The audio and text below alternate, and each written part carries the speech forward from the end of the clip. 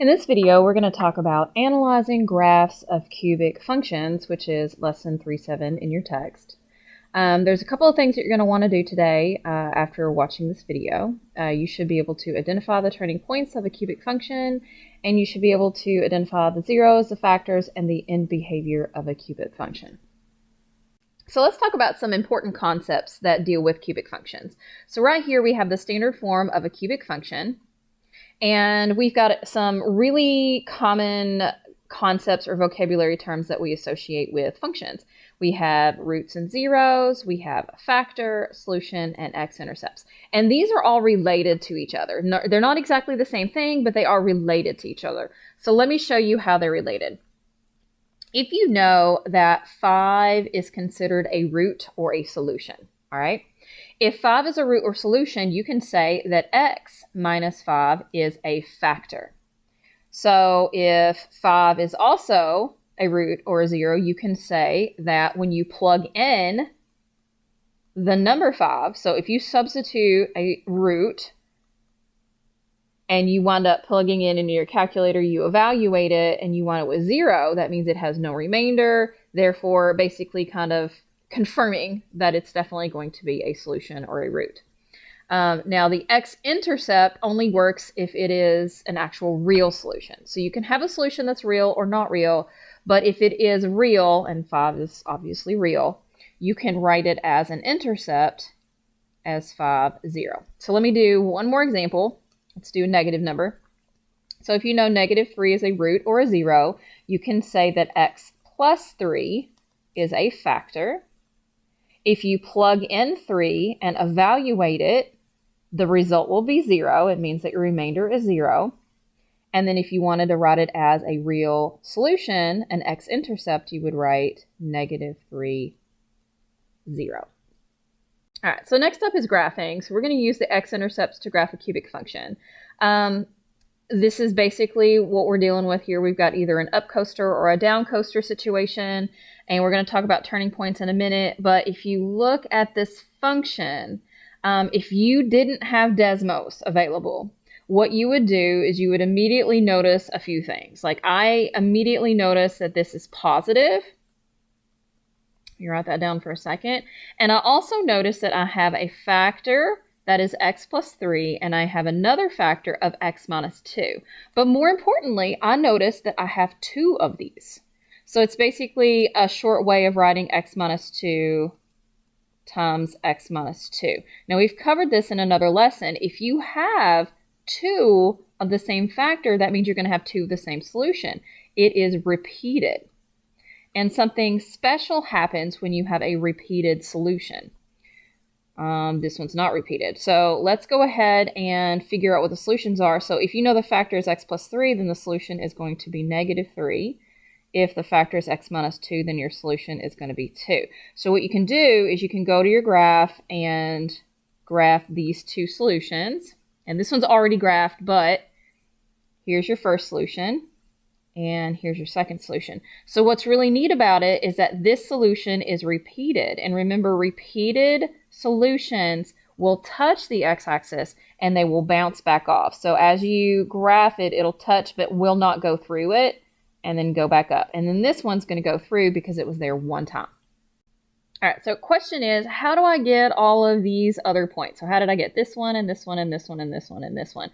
Well, what we did is we create a table, just a simple basic table, and notice how we already know that our solution's at negative 3. So we don't need to put negative 3 in there because y would be 0. We already know that.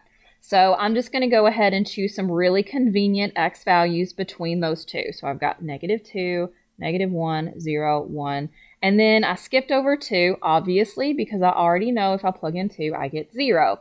And then just kind of one more over here to the right just to kind of give me a good direction. Now, if you create a table, it should kind of solve the whole end behavior thing for you because you can see that pattern. But if you do the end behavior, you can just kind of look at it and say, well, that's positive and it's cubic. A positive cubic is going to have kind of an up coaster fashion. Negative cubic would have a down coaster pattern to it.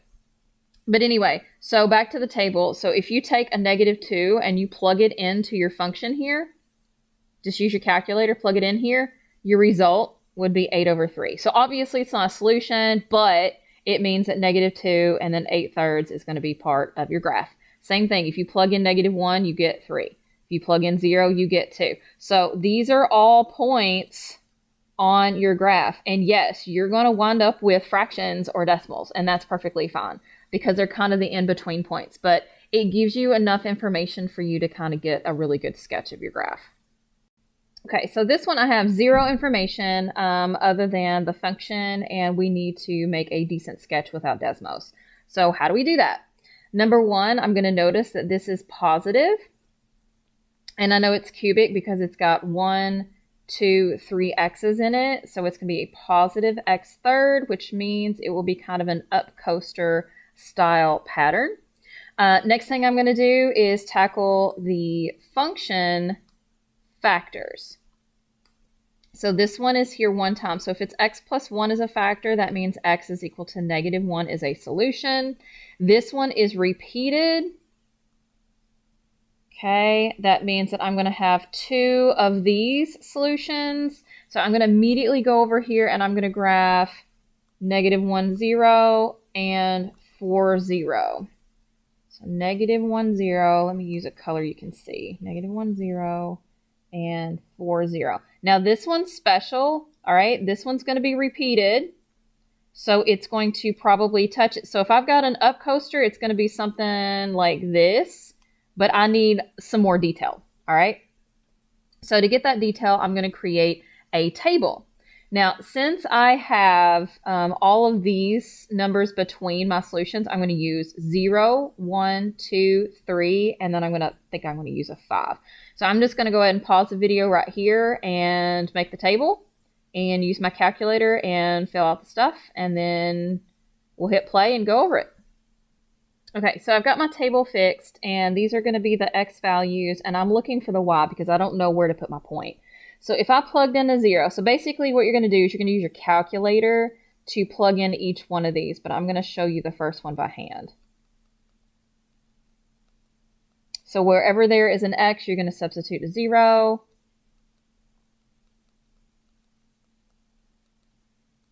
That's going to be 1/2. That's going to be 16. All right, so it's going to go to 8. So if I plug in a 0, my result is 8. So not a solution, but definitely a point. So I'm going to go over here and I'm going to graph 0, 8. Wow, it goes all the way up there. Cool. So I'm going to pause the video again. I'm going to fill out the other 4. You go ahead and try to do 1 or 2 on your own, and then we'll finish the graph.